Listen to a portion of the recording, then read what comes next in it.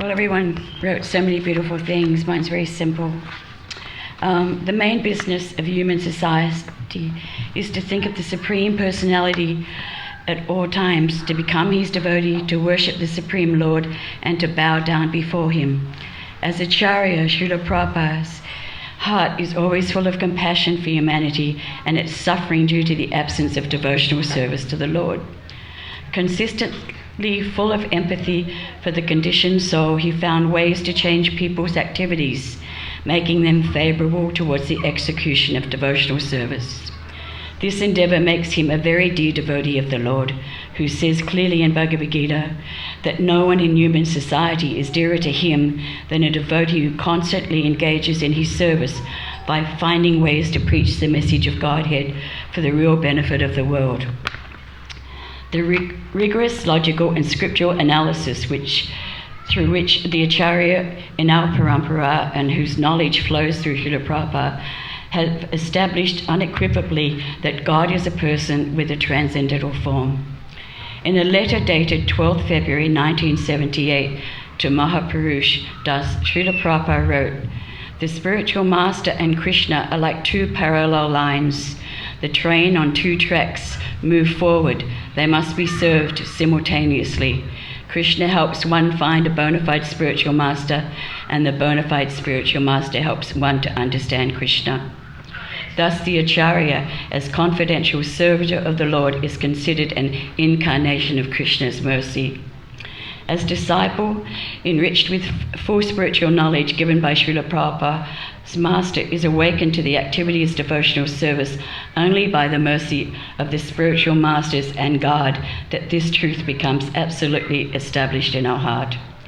Thus we can wholeheartedly aspire to love and serve the Supreme Personality of Godhead, Sri Krishna, and gradually achieve prem, divine love, which alone will eternally and completely satisfy our heart's longing and happiness. Srila Prabhupada's books, lectures, conversations, and letters offer a comprehensive presentation of this essential subject. His activities were unparalleled.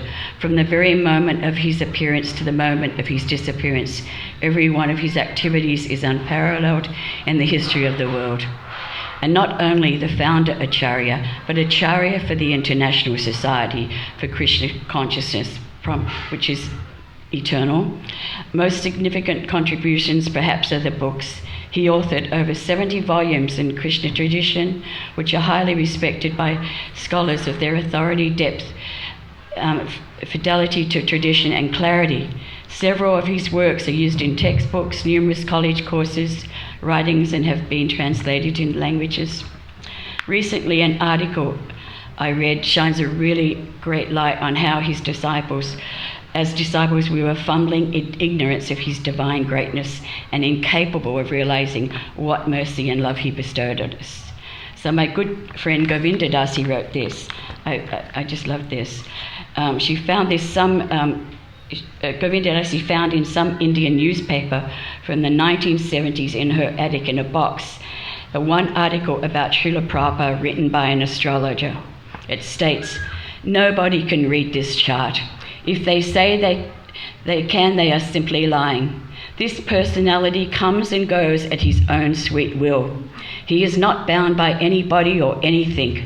The stars are lined up perfectly. There is no question of karma. He is working directly under the will of God, and when he writes, his pen does not have to ink in it. His pen has in it fire which will burn the ignorance of the whole world."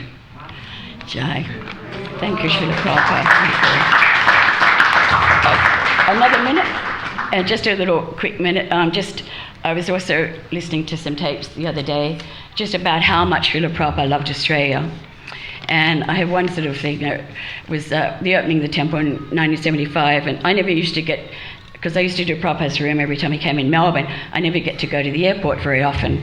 And this one time I was given the mission to stand in Prabhupada's room at the window as he came back from the airport, and not many people knew this. One of the devotees, not a lot of people that were involved involved knew about this, but Madhavisa had lined every single facet of the building in coloured lights.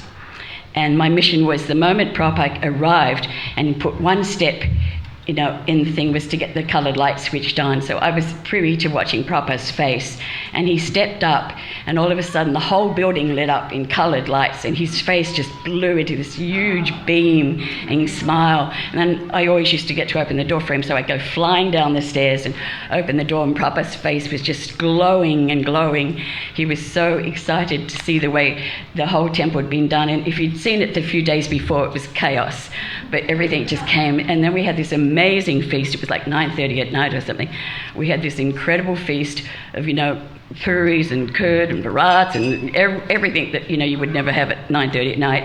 And Madhavisa had ordered like bottles and bottles of Switch bitter lemon, which was like limca, right? So there were crates and crates of bitter lemon. And I went upstairs because I also did Prabhupada's washing, so I went upstairs to get something, and I could see Prabhupada was sitting on the asana. He was just, in his room with the devotees, and he was just smiling and smiling. So he loved Australia, and I'd just like to say thank you to everybody here that's done such a wonderful job of maintaining such a nice thing.